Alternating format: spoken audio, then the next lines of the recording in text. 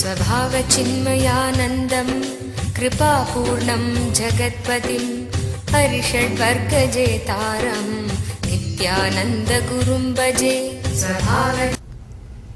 Let's enter into today's sutra.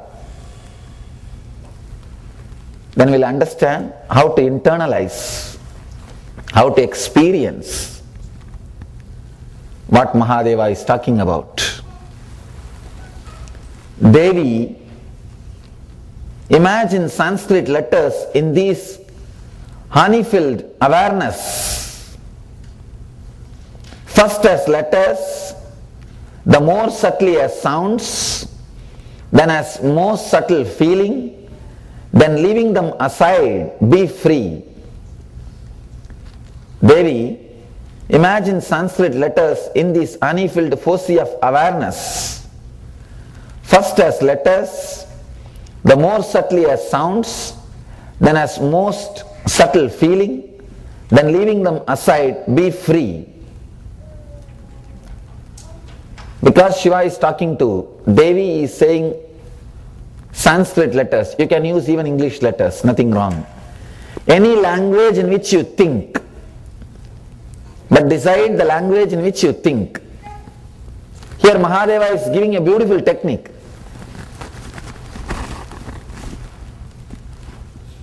Before entering into this technique and understanding, let us understand few things about the inner chattering, verbalization, words.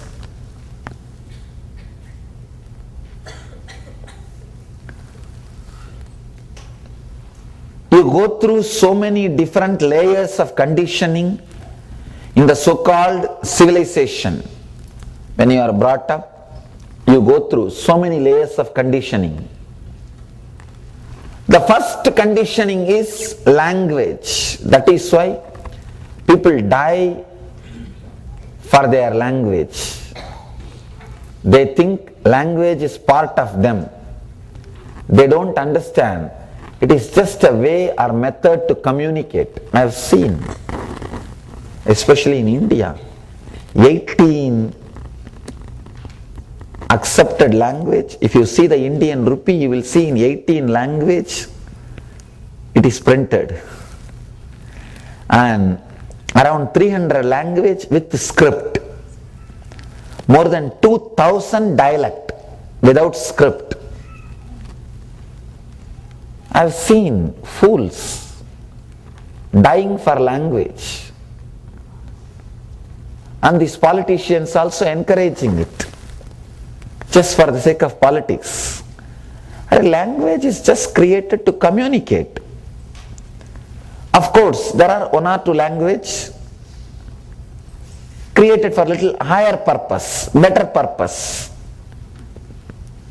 Not just to communicate a logical statement or a concept or a theory or a philosophy.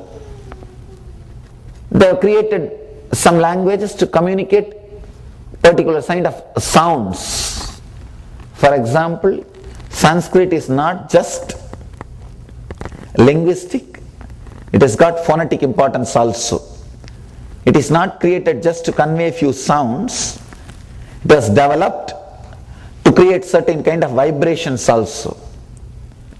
But even that is language to help you to communicate, to help you to relate with. That's all.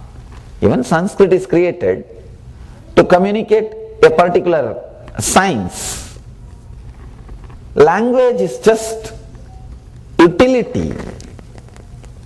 But when you start associating yourself with that particular language, you start creating a serious mistake or a serious danger to yourself and to others. I've seen people dying for words, just mere words. Still I have seen, still now, some parts of southern India, they wipe with the tar, with some dark paste, the other language words. I was surprised. How could these fools do this? Language is just to communicate. And no need to have hatred or the vengeance towards some other language. But it is very easy to condition you based on language, because that is the first thing, first conditioning starts happening in you. When you address your mother, just with a sound, it was a pure feeling. There was no word. But slowly, you learn from your mother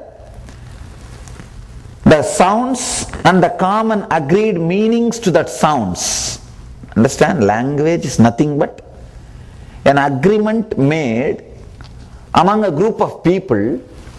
All of us have decided clock means this object, book means this object, that particular sound will mean this particular object. We all made a big agreement. Honestly, not even we all made. Hundreds of years ago somebody made, and we are just following it. Because it is very difficult to come upon with the new agreements every few years. Maybe few words we add. Now those words like a guru and all those words are already, they all have become part of English. Guru, avatar, yoga, all these words have become part of English. You assume you take more and more words. It's nothing but a common agreement. We agreed that this word will mean this object, this idea. By and by, because the thinking speed is you, the thinking speed is so strong in you, you forget the language is just added to you. It is not part of you. You start thinking it is part of you, because you never experienced a space without thinking. Because constantly you are thinking, you started thinking, thinking is part of you. That is the first layer of conditioning. First layer of conditioning is thinking or language. Once the language comes inside, now you are ready to be corrupted. Now you are ready to be conditioned. Now the whole drama starts. You will start behaving, you will start living like a normal man. God plus inner chattering is man. Man minus inner chattering is God. The moment inner chattering is added to you, you have become normal man. Conditioning has started. One by one. Original sin, the first sin, is getting conditioned to a language. Here Mahadeva is giving us a beautiful technique to reclaim the original space, the space of relating with innocence. You see, when you are see a child, how it relates. When it sees a flower, the whole body responds. The whole body expresses. Whole body just jumps in joy. A child will never laugh or smile only with mouth. The whole body will laugh. The whole body will be in joy, in ecstasy.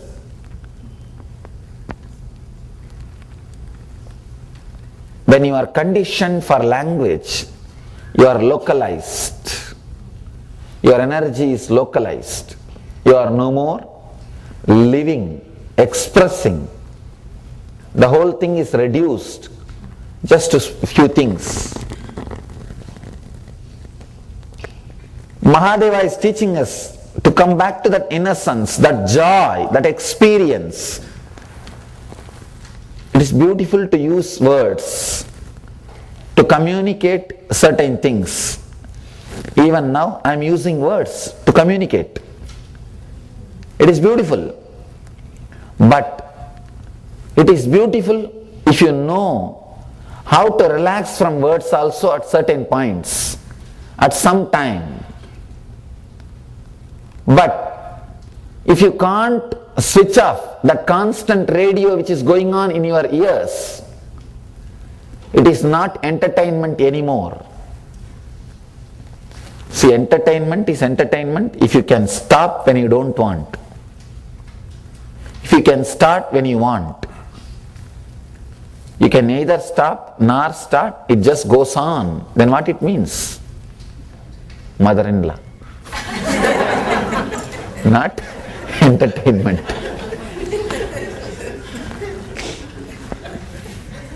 Very difficult. You don't know when it will start. You don't know when it will stop. You are just caught. And it is going on and on and on. Entertainment means which is under your control. But if you are not able to stop, then it's a prison. In traditional language, we say,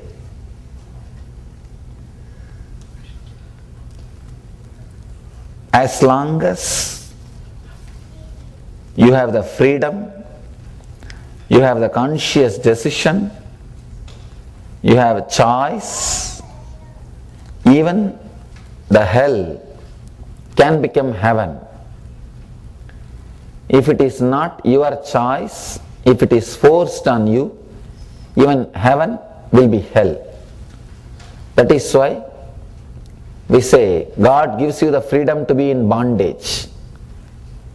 He does not force enlightenment. Somebody asked me yesterday, Swmaiji, if God is love and compassion, why He did not make all of us intelligent?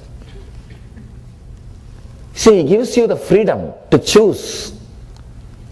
He gives you the freedom to be in heaven or hell. That is the greatness. Because He is embodiment of love and compassion, He gives you that big freedom, the great freedom. If He was not embodiment of love and compassion, He won't give you the freedom. He gives you the option, freedom to choose. You can choose liberation or bondage.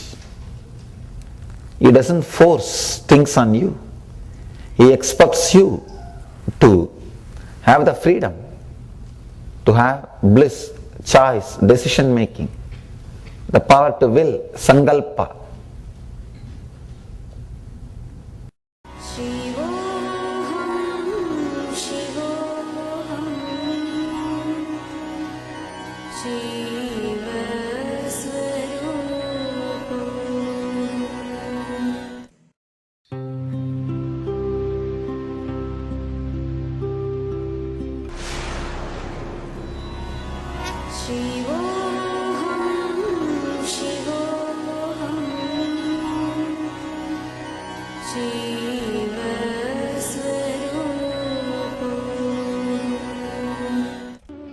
India has given birth to great Paramahamsas, mystics, saints and divine avatars who have consistently delivered this world from darkness to light.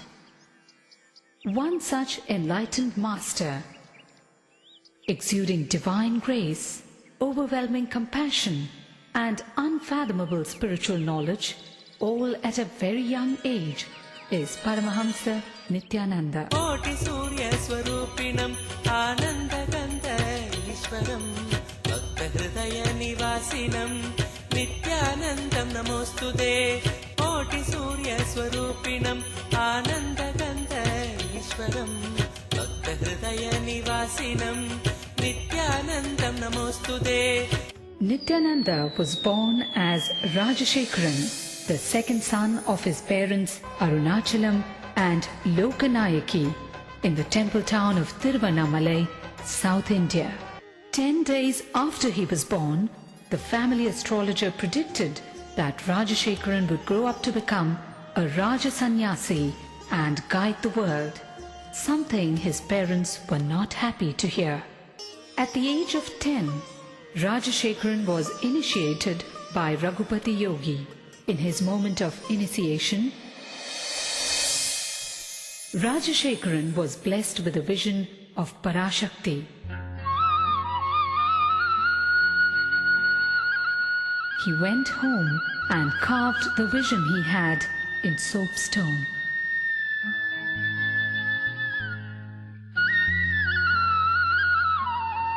One day, Rajashekaran was found etching a complex shape on a copper foil.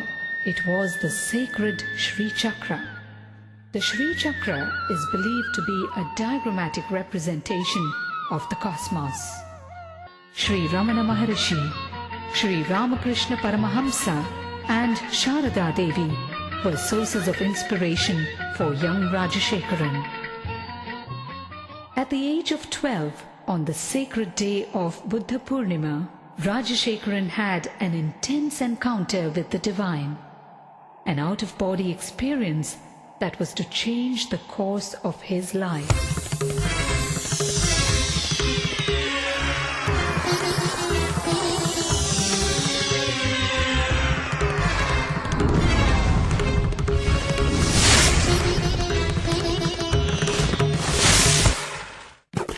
By his 17th year, Rajashekaran's spiritual quest became too fierce to be ignored.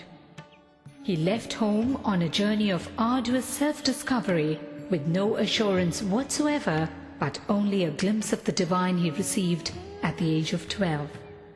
He wandered far and wide, studying and practicing meditation, from Tapovan in the Himalayas to Kanyakumari in the south, from Dwarka in the west to Ganga Sagar in the east. He wandered for 7 years in India and in Nepal. With just 2 pieces of clothing and a kamandalu, a holy water jug, and with no idea of where his next meal would be. One day in Gaurikund, he beheld a breathtaking vision. A young man with a glowing countenance and flowing locks was walking towards him with long strides and divine grace. Wonderstruck and gazing at him, Rajashekaran realized that this was none other than Mahavtar Babaji, the enlightened master dwelling in the Himalayas for thousands of years in perpetual youth. It was this great saint who looked at him and uttered the name Paramahamsa Nithyananda, an enlightened being in a physical body, young at heart but wise in mind. Rajashekaran undertook years of rigorous penance, intense meditation practices, and in-depth study of yoga, tantra, Vedanta, and Shaiva philosophies before he attained the ultimate state of consciousness, the state of Nithyananda, or eternal bliss. Word of the charismatic saint rode the winds in every direction. People visited Nithyananda from far and near. Effortlessly, he won their hearts. The time had come, and Nithyananda was ready to execute the real purpose of his divine birth. The purpose as a guru, as a master to the entire humanity. Life Bliss Foundation is his worldwide movement to spread his message of meditation and inner bliss. With its spiritual nerve center in Bangalore, India, and its Western Hemisphere headquarters in Los Angeles, USA, it operates through 1,000 centers and over 78 upcoming ashrams in 30 countries, causing transformation of humanity through transformation of the individual. How does one describe this great master? the charm of a child, the healing hands of a doctor, the compassion of a mother, the wisdom of a guru. To those who struggle under the many burdens of life, His presence itself is the answer they seek. In His arms, thousands find refuge, the ailing, the needy, and the seekers of God. The Master is an invitation to a journey inwards. In His own words, "Just allow me to light your being, then you will know that you are pure consciousness and your being pure bliss."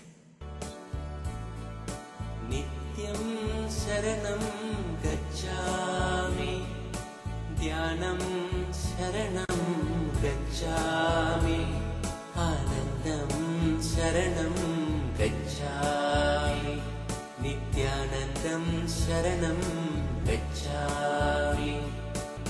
नित्यं चरणं गच्छामि ध्यानं चरणं गच्छामि आनन्दं चरणं गच्छामि नित्यानन्दं चरणं गच्छामि नित्यं चरणं गच्छामि ध्यानं चरणं गच्छामि आनन्दं शरणं गच्छामि नित्यानन्दं शरणं गच्छामि नित्यं शरणं गच्छामि ध्यानं शरणं गच्छामि आनन्दं शरणं गच्छामि नित्यानन्दं शरणं गच्छामि नित्यं शरणं गच्छामि